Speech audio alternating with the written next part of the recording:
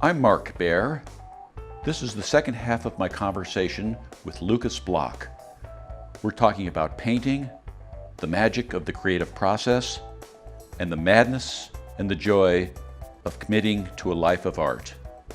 If you didn't see the first half of this conversation, go to markdavidbaer.com. I'm Mark Baer. This is Conversations and Collaborations. I'm with Blok. We're talking the solitary nature of this thing. Does it have any relevance? Does anybody care? Yeah. And what else would we? Would anybody care if they might care if you never painted it again. If I ever painted again, nobody would care. But I don't know about that. I mean, still, I mean, it is kind of it's a faith-based act. Yeah, well, and when you walk into your studio, you believe in your ritual. You believe in what you're going to do. If I paint a painting in my studio and nobody sees it, is it art? Yeah. Is it? Yeah, because you saw it. I think art's determined by other people. I mean, my obsessions. So then, what is it? Because maybe it's not. Maybe it exists as art when it's shown and it's outside there. But what is the thing? Yeah. What is the thing when it's just you in your studio? God. Okay, well that's probably closer. I think that's where Rothko talks about the aspect of a painting is religious. It's a communication with one's own moment in time to generate and extrude something upon a wall as a painter, a two-dimensional form. Outside of yourself. Outside of yourself. Yeah, that communicates your soul or essence. And in that process, you bump into God. And I don't mean any of that garbage that's religious people spout about. I'm talking about that thing you can't explain but you know is there. That thing that's always sort of, when you start to contemplate, you hear it, you feel it, you sense it. All the thing you recognize but you can't see. You know that series of quotes, the thing that you sense but you can't smell it, you can't taste it, but it's there. And the counter is the day you sit there and it doesn't come. Right. And then what kind of panic sets in? Then you do things that have traditionally been done. You beat yourself, you take drugs, you hang yourself, you shoot yourself, you do all sorts of things because it's your world and it's gone. Or you've been deserted, you've been left, but if you do it enough times and you don't have the courage to kill yourself and you're not an addictive personality, maybe you wake up one morning and say, but I know what I have to do. I know it's there. It's not a rational decision like if I add 2 and 2 or if I apply more paint, if I do this. It's more like it's back. So do you dream your colors? How does this process work? How does your process kind of live with you, inside you? Are you always working? I'm not an obsessive, really. I mean, I value my relationships, my friendships, my love for my wife, for my lover. But you're creative. Is it always going or not? Yeah, it doesn't stop. I mean, right. But it's not always about painting either. The process of generating new ideas is in everything. Mm-hmm. That's why we have great conversations on the phone. I love riffing off of ideas spontaneously.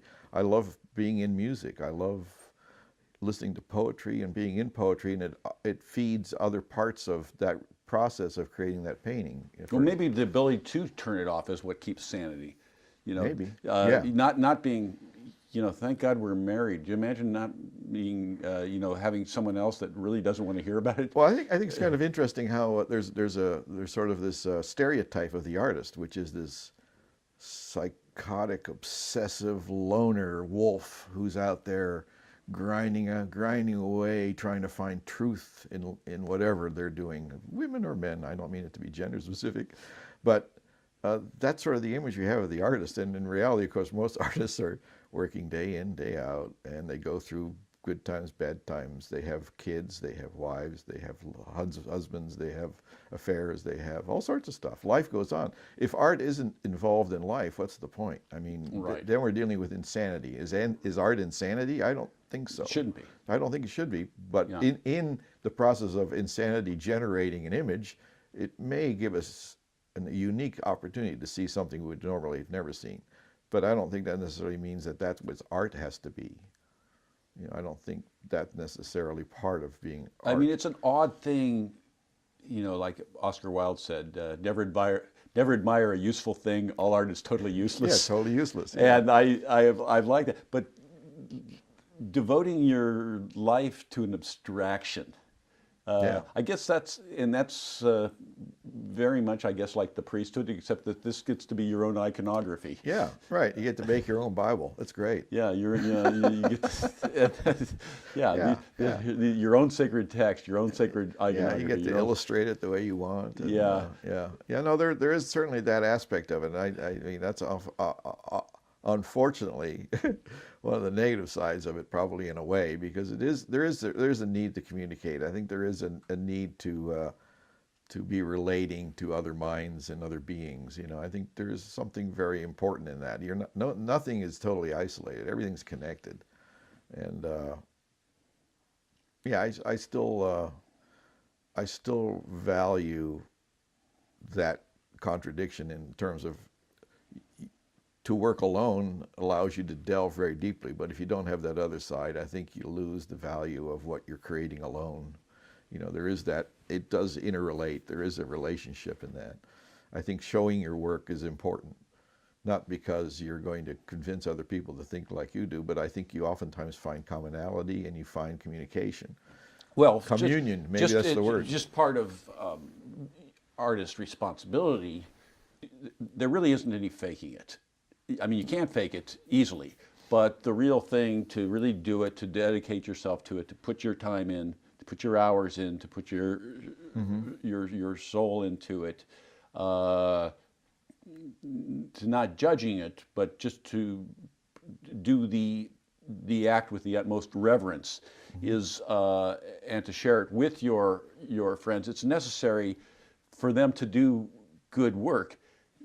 You know, the work you and I do may be nutrition for someone doing better work. Even. Well, that's a hope, yeah. And there is the solo aspect, but there is the community aspect. And again, there is a lot of we are at a certain time. We are at in a specific place. There's people around us doing very good work, and there's a commonality in that work, and showing that commonality to a wider audience, you know, makes the tribe stronger. Yeah, well, there's that term communion. You know, there is that sense of it is a communion. There is a sharing. There is a mutual understanding. I mean, I think the artists don't change the world. Artists just do what they do. But if the community relates to it and feels it and works with it, it now becomes an icon for the time. It is now acceptable to be called art, or it fits within history. I think when you're a rogue artist, I mean, how many rogue artists we've never heard of? Yeah, I mean, yeah, that must be a very. It's really amazing to how famous I am in my own head. Yeah. and how famous and important you need to be in your own head to get up in the morning and do this all day and have this conversation. Well, not only that, if you don't live in New York and you're constantly being bombarded with what's happening now, and your work is being affected by that, there's no way you can avoid it. Yeah. I mean, there was a movement, and I think it's still there, of outside artists. I feel like I'm an outside artist because I don't live in the art world. I live in my community of fellow artists and people in my life. I'm not sure there is an art world. Well, there's magazines. There's magazines. And there's Art Basels, and there's Art Miami. But that art, I believe that can be communicated. I mean, that's part of why we're having these conversations. I believe that can be. That's why music can come out of Portland, or can come out of Chapel Hill, or can come out of Boulder, or suddenly something can catch on. So I do believe, and that's because a community gets itself kind of organized and some spark happens. There's a lot of them on the side of the road never got there. Yeah. And there's a lot of painters, sculptors, conceptualists, ballet designers, whatever, who don't get there, not because they're not skilled, talented, or otherwise, but for the very simple thing called money. Because we're living in the age of productions. You do not wrap Central Park without a lot of dough. You know, you do not create a sculpture of yourself in porcelain having sex with an Italian senatorial prostitute. You don't do that when you're a struggling artist living in a little garret somewhere. You do that when you make money. But they made it happen. They make the money happen. Yeah, Is making money art? Can it be art? Yeah, sure. Oh, so you know, for Cristo, he made it happen. Yeah, the art is in the making money or making the project. Well, the making the money is part of making the art because Right. it's not going to happen, and Right. that goes with making a movie. That goes Right. with yeah, that is part of the process. People figure it out or people don't. But that's what's being called the art of the day. Well, Cristo is the art. Well, what I'm saying is, that- does painting have relevance then? You know, in the 15th century, if you painted Jesus on the cross and you did it in such a way that made people weep in the church, you were successful. And the church hired you to do 10 more of those suckers until you dropped dead. Now, in this day and age, you can paint Mark Rothko and make people cry, Yeah. but there's not going to be anybody going to pay you for it. Because if Rothko was a production of a time and a place and a discussion that made it relevant. And we can still walk up to a Rothko and cry, maybe, but it's not going to sell right now, Well, except because it's a Rothko. But on the other hand, with the art, it just depends. A lot of it. Are you of the time? Are you of the place? Are you of the zeitgeist? The zeitgeist, exactly. Do you have the magic bean? Are you the magic, or is it time and location and opportunity, and that you just happen to be there at That's the right all place? part of the magic. Yeah. You know, it's all. Well, the word magic is nobody loves that word very much, but it is part of the whole way of describing all that stuff. Yeah, that's totally. I think it's all valid. The only reason it irritates me is I'm trying to sell paintings because I want to paint. Right. And so I have to learn how to market. I have to have a website. I have to be on Facebook. I have to Twitter. I have to have a blog. I have to do all those things, but none of it involves painting. Yeah, and that's just. But what does that ultimately do to the kind of work that's being put out? I mean, even museums are struggling to And figure yet that out. that's the. I mean, yeah, this is just the way it is. Yeah, I know. It's not a. Oh no, I don't think it matters. It just is, and and not only that, but you've got to do this stuff, and not only that, but you have to be good at it. Yeah. And or else have somebody that's good at it. You know, I haven't figured all this out, but I know it's nothing that. It's easy to say I don't want to do that, but you have to do that. You have to do it well. Yeah. It's part of the job. It just is part of the job. It's not in the studio in front of that canvas. Yeah. But isn't that why you got into the business? I mean, it's not super chicken. You didn't know the job was dangerous when you took it. You know, you thought when you started that the idea was I could be my own person. And that's never. It just isn't the way. It isn't the way now. And I don't think ever was. Well, there was obscurity because of lack of information. Now you have obscurity because there's too much of it. Yeah, I mean, you know, in the old days, all those guys died at 42. So there's no doubt that it has an effect on what I paint. Okay.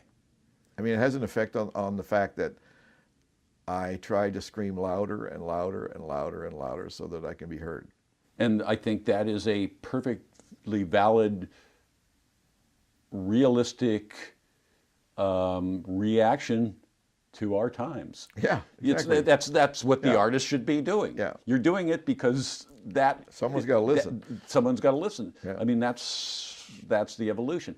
I'm Mark Baer. You're watching Conversations and Collaborations. I'm with Lucas Blok. I will be back momentarily. You are watching Conversations and Collaborations. For all episodes, go to markdavidbaer.com. This is Mark Baer. This is Conversations and Collaborations. I'm with Lucas Blok. The depth and exploration and, you know, kind of the mystery of color. The mystery of reality.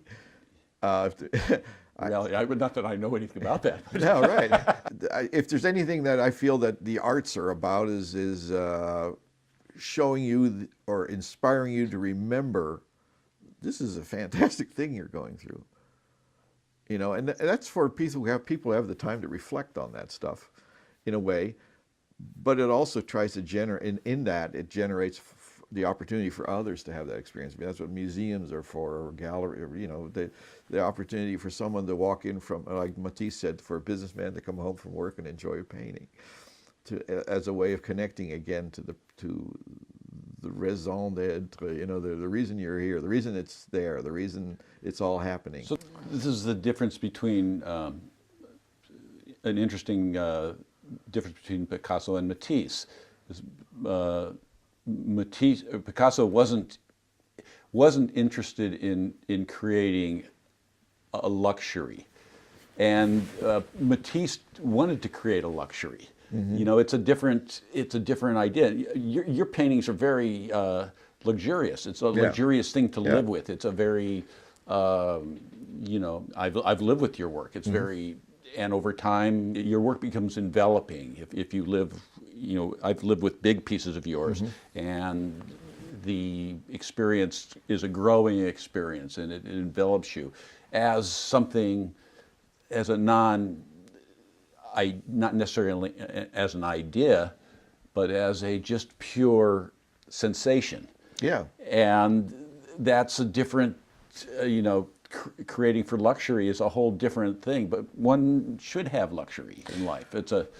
Yes, I mean, yeah, don't you wish that for everybody? So it's I guess we don't say what's more valid. I guess we say what's our commitment to, you know, to our own personal vision. And I think the commitment, the doing, the depth of the trip, you know, of just doing it over years and years and refining to create this something that's just paint on canvas that has this, that lives. I mean, it's the wildest alchemy. There's nothing solid, you know. I mean, we know that from physics. There's nothing solid. It's the illusion of solidity because of the relationship we have to the insolid. It seems that there's something solid that we can rely on, something dependable, something that's really the answer, the end. We can rely on that. You know, that's what religions have tried to do, is to give us all the answers that we can feel safe and secure. But in reality, it's not that way at all. I mean, things are happening. You are happening. There is no time. There's only change. Change is the only constant. It's the rate of change that we can discuss in physics and stuff. But there is no time. Time is just a measurement. And you're working with color. So tell me, you keep learning from color? How does that?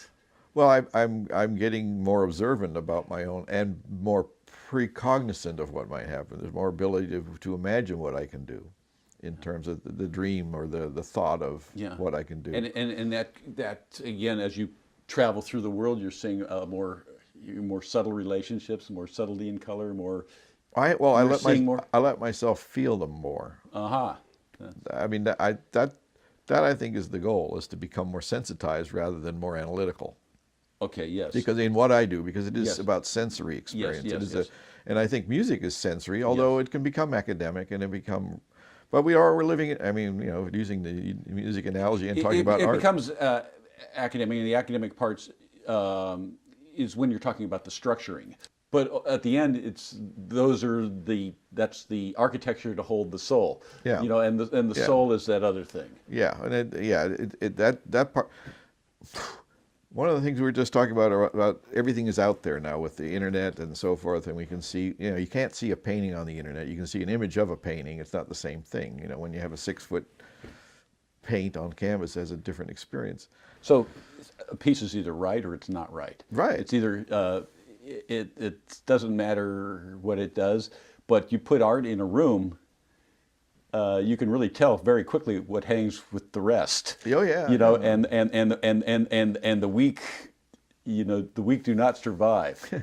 Well, but I mean, if you have a beautiful drawing, who shall we pick out as a wonderful draftsman? If you have a Leonardo da Vinci drawing versus a Lucas Blok painting on the wall, there's no comparison between the two, but they each have their own Right, but unique beauty. But can they hang in the room? And they can. Probably those can. Yeah, Those can. Yeah. So not that my work is any I'm level, not, but I I'm mean, not, it's so, I'm not saying putting it's- things of the right. same. It's so separate. The same yeah. kind of thing together, but good art hangs together. But what I meant was, in the personal, is the experience one has with a piece of art, if we use that word, or with anything. Yeah. What art does is it's one thing there, and it's you looking or listening or seeing, and there's something that happens in that process. It doesn't exist until you choose to look. It doesn't. I mean, it's only great art if you're able to be great. You know what I mean by that?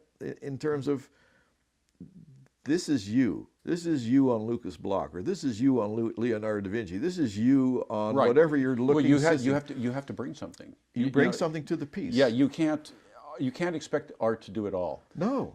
And art is difficult, and It's personal. It's personal, but it's also difficult. You have to understand how things got to where they were. Well, where does it fit in? How does it fit in? Why is it still relevant? Is it still relevant? Or is there enough in there to make you want to find out? Does it work? That's the trick we were talking about earlier. As a professional, you say, I have to deal with someone else's brain. Yeah. How do I make them see what I see? Well, part of it is it's what you're doing at the end of the day, beyond you're using the color, you're using the form, but at the end of the day, you're taking this energy, and that's the essence of you, and putting it out in the way that in the packaging that you've decided to put this energy in, and it either lives or it doesn't. It's again, at the end of the day, this is very shamanistic. Yeah, Do my good friend Jim Castile says, and I love his paintings. He's a wonderful thinker too, and he says, it is shaman's work. It's shamanistic. Absolutely. I mean, I think that's the same thing as Rothko. It's a religious thing. Does it have life or doesn't it? Right, and does this totem really, does it vibrate? Does it breathe? Does it have? But it requires that the viewer, the one who's with it, have the sensitivity have that reaction. That can have the reaction. I mean, we got minimalism was one of the great things in that. Was like, does a rectilinear cube of concrete sitting in the middle of the forest have meaning? And maybe in the right hands. Again, the form, the what, is kind of. We're all creators. That's not necessarily. It's not it. It either has this. It either has the soul. The painting isn't it. Yeah, I looked at these again. I've been talking over and over about seeing these late period Picassos down at LACMA, and man, they're nasty, they're drippy, they're crappy, but man, are they fierce. Yeah, well, the cooning. I mean, they're fierce. There's no denying them, and it's not about any of the niceties. Yeah. It's just shamanism. These things probably get up and go to the fridge at night. Yeah. But you're reading it. You understand the language. Well, understanding the language, and these are foreign language. How do you get people to speak Blok? How do I bring people into my world? Right. And that's again. Hopefully we talk, and hopefully people will see, and hopefully they'll be curious. Well, this is talk, and really our work. I mean, your work is more involved with language. Mine is non-literary. It's just right, but it's still a language. Yeah, color is a language, right, of course. Right. I can tell a painting if the artist has faked it or if it's real. Yeah. It is shamanistic. Again, it requires some effort. But it requires some tuning in. Yeah. But you can tell. There's something that happens there. There's something. It either happens or it doesn't. That's, and when it doesn't happen. Well, that's the communion. That's the thing. And at the end of the day, with art, we started this thing about I have to scream louder, and again you have to go bigger. And I think at this time, size is great. I think size matters right now. It's scale. You gotta scream louder because there's just so much noise. But even just plain old see some mighty big paintings in the Louvre. There is something about saying environmental work doing it in a two-dimensional form still works. I mean, the water lilies are still one wonderful thing to walk by. There's wonderful big paintings because they take over a larger scope. The form is grand, and just it's a great tradition. Yeah. Again. But pulling people out of their normal environment and sticking them in front of a wall of something offers a wonderful opportunities. Yeah. And again, as the great thing about the museum experience is which I've had many times with your work, is when you see it all together and you see the pieces talking to each other, and they get out on their own and they're communing. That's a proud moment for Daddy. Have a cigar. Yeah. Yeah, there's that. And I mean, it's all that stuff gets complicated because there's a vanity and ego and all that involved in it too. And we're human. Yeah. Of course there's ego and vanity. Yeah. We want to be loved, and we want to say, man, yours is the best thing since sliced chicken. I like sliced chicken. Is good. Yeah. Yeah. So you yeah. Well, there is that desire for affirmation. Yeah. And there's that. Well, you're again, like we said, when I'm alone in the studio, I can't believe how famous I am in my head. Yeah. Right. You need that. Yeah, I like people. This is a real important conversation going on here. All that money and chicks for free. I mean, there is that aspect of the art world that has that sense of wanting to have a position that gives you a sense of power and placement. Plus, we're not all that high-minded. We are all these petty things, and I think embracing all of that is, part of the job. It's part of who we are. Well, yeah, I think ultimately you have to be a good human being to be a good artist. I mean, you've got to be expansive in every direction. It's all happening at the same time. I don't know if you have to be good, but you certainly have to be sensitive. Well, maybe the wrong word is good. Because Picasso certainly wasn't good, but he was certainly amazingly. Yeah, he was short. Yeah, but he was amazingly. His antennae were. It was pure creativity, and it's exciting to see pure creativity. There's an incredible sensuality about Picasso that I do give him credit for. Standing or sitting at the Picasso Museum in Paris, you feel it. You're looking around and everything is either an orifice or a failing. So yeah, he was really... horny bugger. A goat, I think is what Robert Hughes called him. What you're looking for in art is someone to give you permission. Yeah, that's true too. Someone to say, it's like, there's always this one, there's always, Well, do you find by doing certain work, I mean, you've been painting in the last few years more, and rather than writing and producing film. I find what's interesting that I discovered as I was doing more and more, working longer, more years, is it opened me up to other art forms tremendously. Sure. It wasn't just seeing color. It was everything opened up. Everything it was like changing how the process of seeing, hearing, smelling, tasting, all that changed. It was just a matter of form that was different. But as far as I appreciated other people's work more, I could get into it easier. I was more able to open up to anything, really. My core skill is writing, but everything else is just a different way of saying the same thing. So I try to be about not about any particular art form, but just to find ways to you're tremendously expressing. Literate. You're very literate in all, and you're very aware of it all. I mean, you're very... Yeah, and I'm, again, a big... what it does is, what dabbling does, is allows you to really appreciate the struggles of what these guys do. Mm-hmm. Anyway, I'm Mark Baer. I'm with Lucas Blok. This is Conversations and Collaborations. We've had enough. Yeah. Next time. I hope you've enjoyed this episode of Conversations and Collaborations. For all episodes, go to markdavidbaer.com. See it now. Don't wait.